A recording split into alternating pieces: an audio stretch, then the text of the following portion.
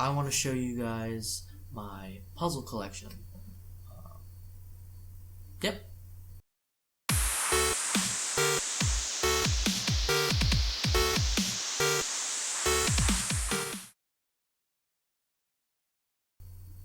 Alright, so we're gonna start with my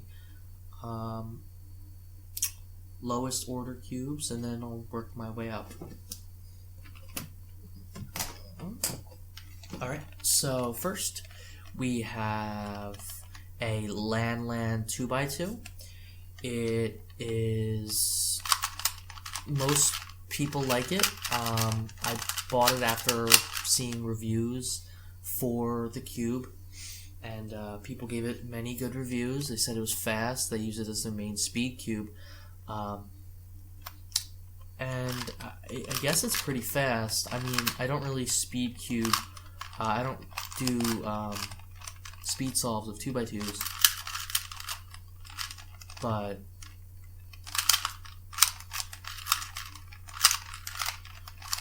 sorry.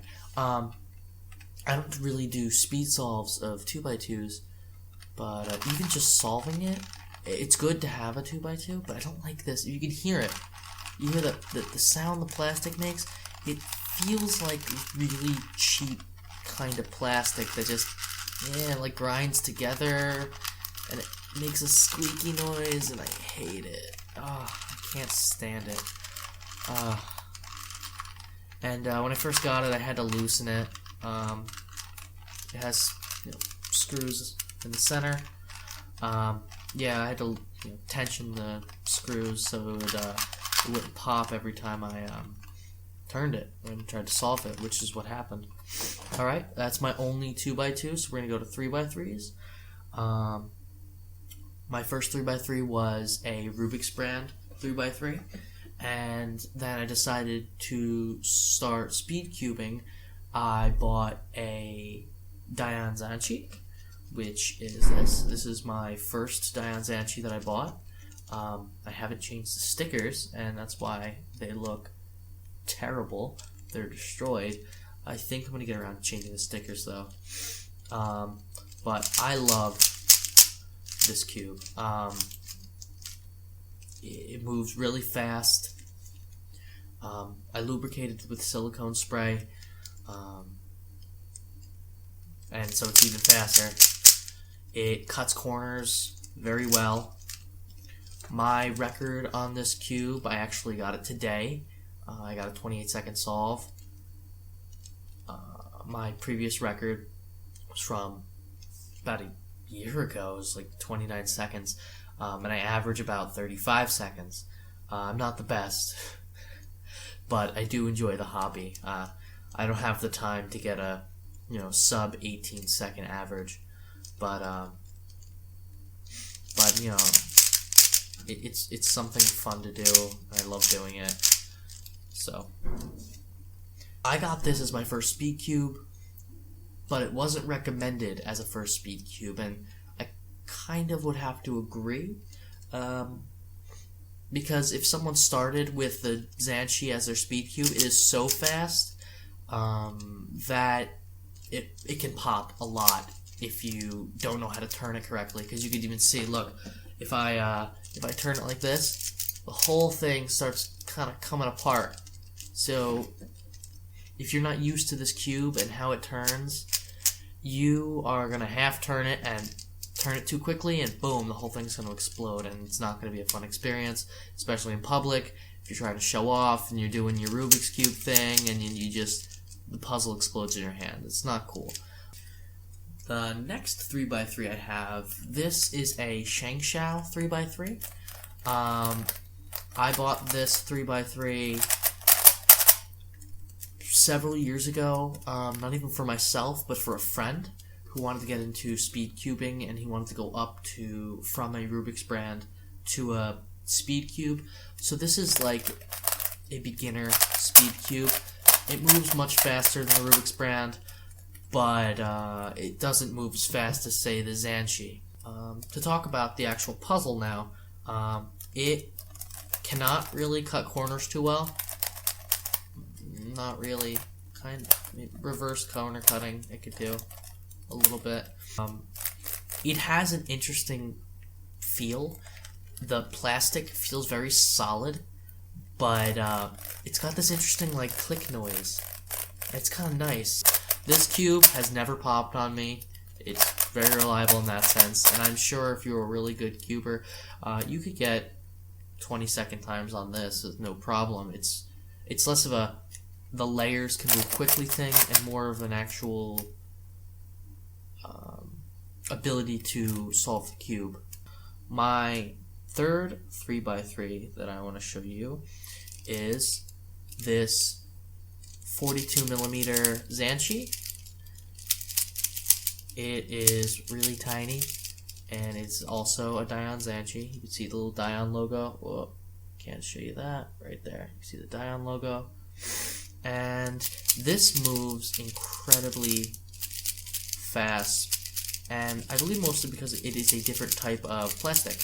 As you can see, this cube does not have stickers. It is a stickerless dayan zhanchi, and I decided to buy it in a smaller size because I thought it would have been good for one-handed solves, but I kind of didn't realize that 42mm is definitely not tall enough for one-handed solves. So when I do one-handed solves, I just use my full-size zhanchi.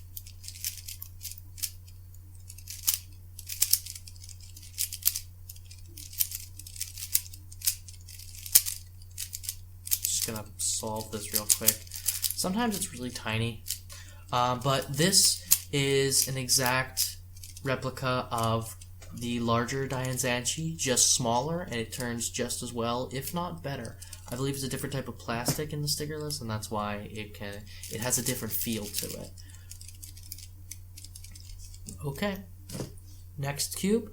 Next 3x3 I have is this Ohio State 3x3. It's a dollar store cube. Nothing special about it, but I got it from a friend, so I really do enjoy it. It's my only picture cube, and solving picture cubes is pretty difficult if you don't know what you're doing. And it took me, to be honest, probably, I don't know, half hour to figure out how picture cubes work and actually solve this with the really, really bad turning and the lockups. Yeah. Next, and almost the last 3x3 I have. Alright, so my second to last 3x3 is actually a shape mod. This is a bump cube, and if you don't know what a bump cube is, it's also called a mirror cube. It has irregular sized pieces on a different axis than a normal Rubik's Cube does, so it actually is able to kind of do this jumble effect. So you see, now it's not a cube anymore, it's modern art. And that's what really attracted to me to this cube. But it's pretty easy. It solves like a 3x3 solves, except without colors, and you solve by shape, which sounds very, very difficult at first, and when you first get it, it is very, very difficult. But once you figure it out, with a lot of trial and error, you'll get it, and now I can solve it. Now I can solve it probably in like 2 minutes. The thing is, like, the irregular shapes, it starts getting kind of bulky, and it's hard to, like, you know, get things to move around correctly, but, really good. Don't think you can, like, cut corners with this or anything. It's not gonna work. Yep, next puzzle. Next, I have my smallest puzzle, and it is this teeny tiny Rubik's Cube. Yep, it's so cute and tiny, I love it. And it's part of this, like, world's smallest series that some companies got, and I guess they just asked Rubik's if they can make a world's smallest Rubik's Cube. And I have solved this several times, but the turning is terrible. It's really bad. It was kind of interesting to do the first time, but it's not really fun. It hurts your fingers because it's so small, and the sharp corners kind of do the hurty thing. Next cube I have is this Shengshou 4x4. I would definitely recommend the Shengshou 4x4s over the Shengshou 3x3s because the 4x4 is where Shengshou definitely shines. It moves really well. I have no complaints, especially because it's a higher order cube. I mean, even 4x4s are really bad with like lockups and stuff, so like if it's the layers are just off, it becomes kind of difficult to turn it. But this is a fun puzzle, and as my starter Shengshou, I wouldn't start with the Rubik's Grand because they're terrible. Do not do it. Very good puzzle if you want a 4x4. Definitely get a Shengshou, and definitely do not get the Rubik's Revenge, I believe it's called, which is the Rubik's 4x4. Next, my next cube is this. It is a QJ Scube. If you don't know what a Scube is, and you're looking at that going, holy how does that turn? What is going on? If you've never seen this before, it's a very interesting puzzle because it has ball bearings, and it turns on a very irregular axis that amazes people. So pretty much you grab it by the corner back here, and you turn it, and the whole thing turns on the weirdest diagonal axis. This is my easiest puzzle that I own, and it takes literally one algorithm to solve. You just do it over and over again in different positions to move different pieces on the cube. And if you want to know what the algorithm is, it's right inverted, right, left, and that's a little weird on a Scube, but it's pretty much just grabbing the corners in the front face. You just twist the front corner, right, inverted, right, left. Very easy to solve. I think I paid less than $10 for it. I like it, other people like it, but it's not really, because it's quick, it ends up being a cube that I pick up and like solve in a couple, in like a minute, and then put it down and never touch it again. But I do really like the mechanism. I like the sound it makes with the ball bearings. It's really neat. And I think I actually lubricated this. But, I mean, the ball bearings kind of slow it down. Next puzzle. Alright, my next puzzle is also, is actually called, it's the Cube for You. The Cube for You, 3 by 5. So it's got 3 going this way, 3 going this way, and 5 going up. This cube is interesting because it's a cuboid. It is my first and only cuboid, sadly. And you could turn the top layer, you could turn the middle layer. All the layers will turn, and it solves like a cuboid. Makes it like a cuboid, solves like a cuboid. But when you start, you see here we have normal Rubik's Cube size edges, and what happens as you turn it, you actually lock the layers up. So now, this top layer right here doesn't turn because it's being blocked by the turned layer. So what you have to do for this cube is you have to solve it like a Rubik's Cube, align all the layers, then solve it like a cuboid. And I love that because it's like 2 puzzles in one, and I get to solve 2 puzzles at once every single time I solve it. So it's really fun, and I definitely enjoy it. The problem is it pops. It does pop if you don't have it tensioned correctly. There are tensioning screws on the inside. But if you turn it the wrong way, it will pop. And if it does pop, it is a pain in the ass to put back together. So that does suck. But when it's not popping, great puzzle. I love this cuboid. As you can see, like right there, you turn it too quickly and the whole thing starts kind of, see how it can come up like that? That's what happens when you have such thin layers. It's really interesting. You can see actually they're nested within each other. Pop it back in.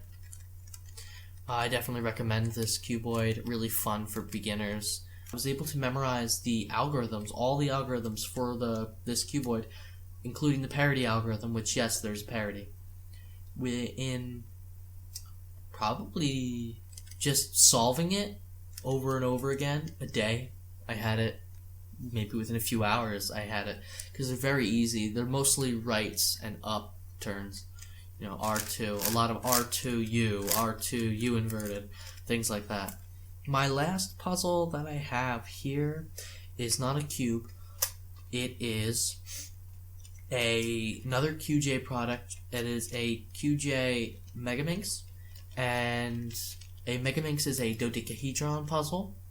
It has 12 colors, and you might think this looks intimidating, and at first it is, but it actually solves in a very similar fashion to a normal Rubik's Cube. You work it layer by layer,